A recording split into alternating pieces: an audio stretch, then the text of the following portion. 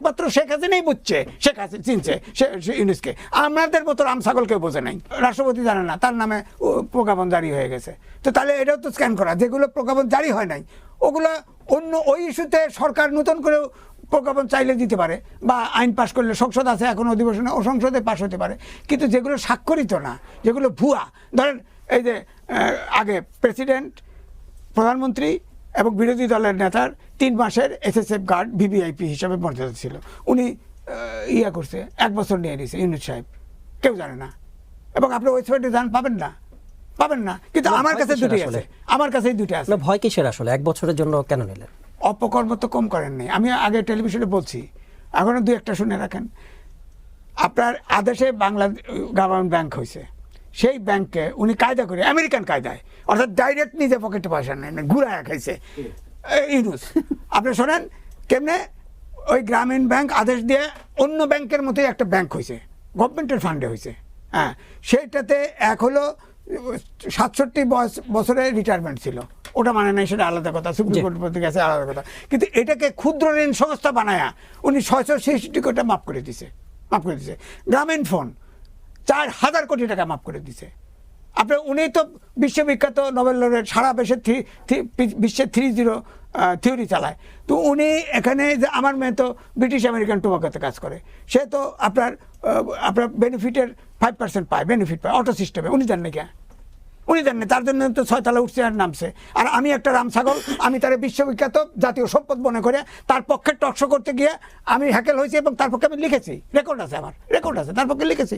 এখন তো দেখতেছি যে একমাত্র শেখ হাসিনাই বুঝছে, শেখ হাসিনা চিনছে ইউনুসকে, আমাদের মতো রাম ছাগল কেউ বোঝে নাই।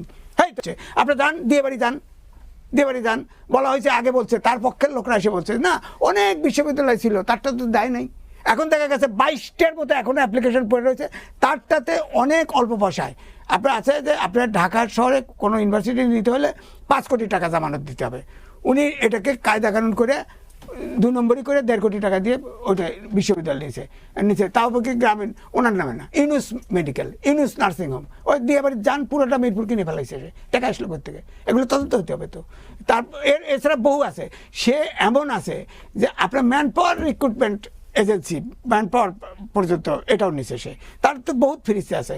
আবার বিদেশের নাগরিক, এই যে যত আপনার সংস্কার কমিশন বলেন, ঐক্যমত কমিশন বলেন, যত কমিশন বলেন, আমার কাছে লিস্ট ছিল নাম, আমি পড়ে শোনাই দিছি, 17 জন আছে বিদেশি নাগরিক। আমি তো এই সরকারকে, ইউনিসের সরকারকে বলতাম এটা বর্গিত সরকার, এটা তো দেশের সরকার না, সবগুলো বিদেশি নাগরিক, নিয়ন্ত্রক যারা সব বিদেশি।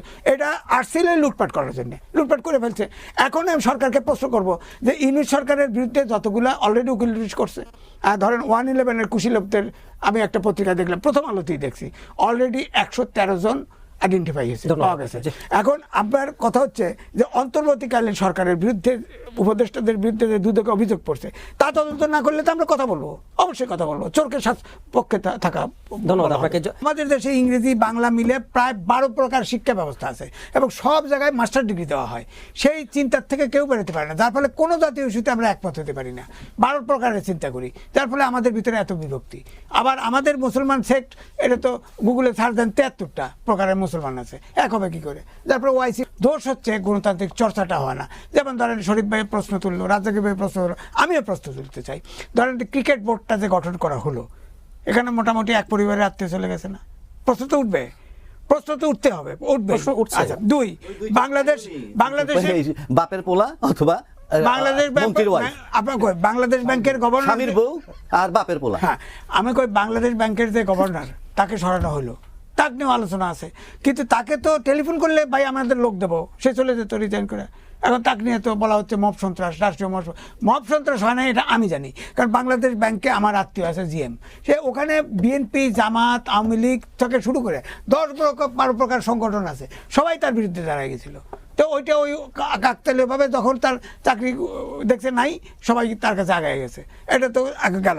তারপরে ব্রিটেনের বাংলাদেশের যে রাষ্ট্রদূত, তাকে আপনি ব্রিটেনের আপনি এয়ারপোর্টে নেমেই বলে দিলেন ওর চাকরি নাই, বলেন একটা এভাবে হয়? একটা আপনি তাকে কল করেন, রাখবেন না, সরকার আইছেন, আপনি রাষ্ট্রদূত দিবেন, আর একটা সমস্যা নাই। হ্যাঁ, রাজাকি ভাই দিলেন, আমারে দিলেন, শরীফ ভাই দিলেন, সমস্যা নাই, যারা খুশি দেন। সরকারে আসছেন, আপনার লোক, বিশ্বস্ত লোক লাগবে, দেন আপনি।